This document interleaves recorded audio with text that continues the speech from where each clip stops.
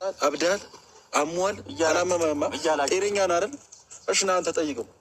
እሺ ና። ሰላም ሰላም የቱ ፋሚሊ እንዴት ናችሁ? ደህና ናችሁ? ሁሉ ሰላም? እኔ ያለሁ እግዚአብሔር ይመስገን። እናንተ ማለት ነው እንዴት ነው የምታስቡት? አብርሽን በቃ ኤፍሬም እና ሩታ ናቸው እንዴ ይሄን በሉ ብለው ቤት ተናግሮ ነው እንዴ? ህፃን ነው እንዴ አብርሽ? ሁሉንም ነገር ያውቃል።